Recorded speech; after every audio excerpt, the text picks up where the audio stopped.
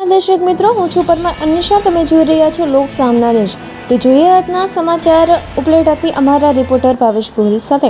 રાજકોટ જિલ્લાના ઉપલેટામાં ખેડૂતોના વિવિધ પ્રશ્નોને લઈને આજે કિસાન સંઘર્ષ સમિતિ, કિસાન કોંગ્રેસ, ગુજરાત કિસાન સભા અને સંયુક્ત કિસાન મોરચાના નેજા હેઠળ કોલકી રોડ ગેટ ખાતે ચક્કાજામ કરી સરકાર સામે વિરોધ પ્રદર્શન કરવામાં આવ્યું હતું.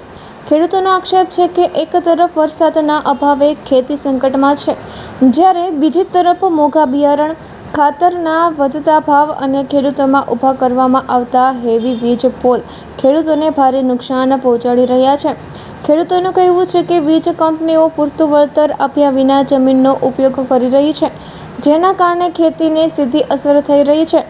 આંદોલન દરમિયાન ખેડૂતો દ્વારા C2+50% ફોર્મ્યુલા મુજબ ટેકાના ભાવોનો ફાયદો અમલમાં મૂકવો, ખેડૂતોની સંપૂર્ણ દેવામાફી, ખામીયુક્ત જમીન માપણી રદ કરવી તેમજ DAP અને યુરિયા ખાતરની અછત દૂર કરી ભાવ વધારો પાછો ખેંચવાની માંગ કરવામાં આવી હતી. પ્રદર્શનકારીઓએ સરકાર પર ખેડૂતોની સમસ્યાઓ પ્રત્યે ઉદાસીનતા દાખવવાનો આક્ષેપ કર્યો હતો.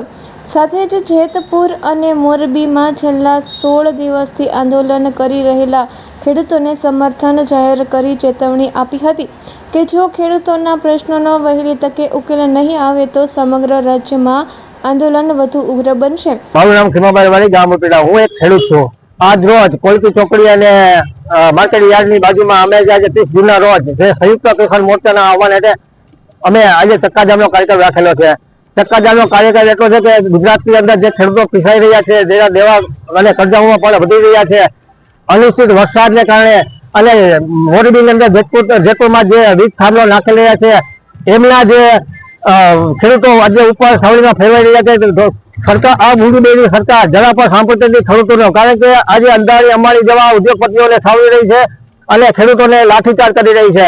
તો આજે જે અમારા સંયુક્ત કિસાન મોરચા અને જે જેતપુરમાં અમારા ખેડૂત ભાઈઓ છે એને અમારો સંપૂર્ણ ટેકો છે, એના જ નેજા હેઠળ અમે આજે ઉપલેટા તાલુકાની અંદર ચક્કાજામનો કાર્યક્રમ રાખેલો છે. સરકાર જો 2047 ચૂંટણી આવે છે સાલમાં સમજી જાય, નહીં તો આ જ ખેડૂતો દીકરો છે સરકાર બનાવવામાં જાણે છે અને સરકાર બિરાવવામાં જાણે છે. તો સરકાર સાલમાં સમજી જાય અમારા જે ખેડૂતોના દેવા છે એ સંપૂર્ણપણે માફ કરે અને અત્યારે જે વરસાદ ખેંચાણો હોય એની અંદર જે વીજળીની માંગ હોય, પછી દવા ખાતરોના જે ભાવ વધારા છે અને અમારા જે ટેકાના ભાવે જે ખરીદી કરવાની હોય છે, આ બધા અમારા જે પ્રશ્નો છે એને તાત્કાલિક પ્રમાણે ઉકેલી આવે એવી જ અમારી માંગણી છે. મારું નામ ભરતભાઈ લુણસિયા, ગામ ધામ. રસ્તા રોકો આંદોલન કરવામાં આવ્યું છે, એમાં મારું પૂરતું સમર્થન છે. કોઈ પાર્ટી નથી, કોઈ વાદ વિવાદ નથી અને આ બધા ખેડૂતને હારે આપણું સંકલન કાયમી માટે સમર્થન છે. એમાં મુખ્ય કઈ માગણી? મુખ્ય વસ્તુ એવી છે કે એક તો 3 ભાઈઓ હોય અને 10 વીઘા જમીન હોય, જેમાં 3 વીઘા જમીન આવી હોય, એમાં 3 વીઘા જમીન વીજ પોલ માટે થઈને રોકાણ થઈ ગયેલું હોય તો એને ખેતી કરવી કે પછી આને જમીન દઈ દેવાની. બિયારણના ભાવ બહુ આસમાને પહોંચેલા છે અને આ સરકારને હું નમ્ર અપીલ કરું છું. હું પ્યોર ભાજપમાં જ છું, એમાં કઈ વાંધો નથી, પણ ખેડૂતની સાથે કાયમી માટે સૌ અને રહેવાનો સૌ. મારી માંગ એટલી છે કે ખેડૂતોને આ અન્યાય છે એના માટે ન્યાય આપો. આ 16 દિવસથી મોરબીની અંદર, જેતપુરની અંદર ખાધા વિનાના ખેડૂત જે ઉપવાસ આંદોલન ની અંદર બેઠા છે એને યોગ્ય ન્યાય આપો અને વળતર આપો યોગ્ય, એ મારી માંગ છે અને ઉગ્ર રજૂઆત છે. આજરોજ ઉપલેટા મુકામે આમ તો સમગ્ર ગુજરાતની અંદર કિસાન કોંગ્રેસ દ્વારા જે ચક્કાજામનો કાર્યક્રમ આપવામાં આવ્યો છે, એ ચક્કાજામના કાર્યક્રમને લઈ આજે Upleta Kolki road main gate માં અમે બધા કિસાન કોંગ્રેસ અને કિસાન સભા અને કિસાન સંઘર્ષ સમિતિના જે આગેવાનો અને ખેડૂતો આજે અહીંયા ઉપસ્થિત રહ્યા છે અને થોડી જ વારની અંદર આ કાર્યક્રમ અમે રજૂ કરવાના છે. આ કાર્યક્રમ દ્વારા સમગ્ર ગુજરાતની અંદર આજે કિસાન કોંગ્રેસ દ્વારા કાર્યક્રમ આવ્યો છે, ત્યારે સરકારને સીધો સંદેશ પહોંચાડવાનો છે કે ખેડૂતોની જે હાલત છે, ખેડૂતો માટે જે આજે આ સરકાર મૂંગી બેરી અને જે નીંભળી થઈ ગઈ છે એને જગાડવા માટે ઉગ્ર આંદોલન દ્વારા અને અખિલ કાર્યક્રમો દ્વારા આ સરકાર પાસે ખેડૂતો ન્યાય માગે છે અને જરૂર ને જરૂર આ ન્યાય મેળવીને ખેડૂત રહેશે. કિસાન એકતા સાથે કિસાન ના સૌ આગેવાનો સાથે જરૂર ને જરૂર આ ન્યાય મળવાનો છે.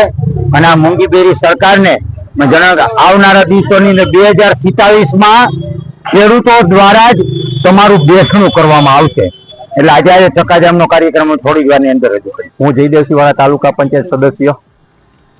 ગુજરાતની અંદર આ કિસાનો માટે જે અત્યારે અત્યાચાર થઈ રહ્યો છે ત્યારે આજે ખેડૂતની આગળ જમીનો ટૂંકી હોય છે, 5 થી 10 વીઘા જમીન હોય એની અંદર મોટા મોટા વીજ પોલ ઉભા કરી અને ખેડૂતોની જમીન છીનવવા માટે આ સરકાર તાનાશાહી કરી જબરજસ્તી કરીને સરકારે ખેડૂત પાસેથી આ જમીન લે છે. એનો પૂરતો એને ભાવ પણ નથી આપતા.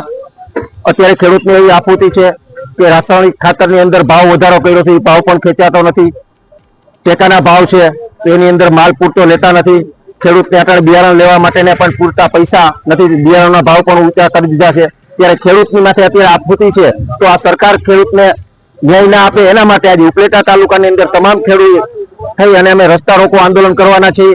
આથી વિશેષ કાંઈ કદાચ ને સરકાર નહીં મચક આપે તો અમે ગાંધી ટીંજિયા મુજબ અમે આંદોલન કરી અને ઉપવાસ માટે ઉતરવાના પણ ખેડૂતની તૈયારી છે. અત્યારે વરસાદ તો એક ઉપરથી આવતો નથી ને એકોથી સરકાર ખેડૂત માટે હેરાન પરેશાન કરે છે. તો અમે કોઈ પાર્ટી, કોઈ ભાજપ નહીં, કોંગ્રેસ, આજે ખેડૂતનો દીકરો છે. જે કોઈ નેતા હોય એ પણ ખેડૂતના દીકરા તરીકે જ હોય છે. પણ અત્યારે કિસાનો માટે આપત્તિ હોય તો એકય નેતા આજે ખેડૂતના હિતમાં વાત કરતા નથી અને સૌની ખુરશી માટે બેઠા બેઠા તાનાશાહી કરે છે. તો આ ખેડૂતને ન્યાય આપવા માટે અમે સાથે મળી અને ખેડૂતને જે કાંઈ ન્યાય નહીં આપે તો સરકાર સામે લડવાની અમારી પૂરી તૈયારી છે. તો ફરી મળીશું એક નવા સમાચાર સાથે. ત્યાં સુધી જોતા રહો લોક સામના ન્યૂઝ.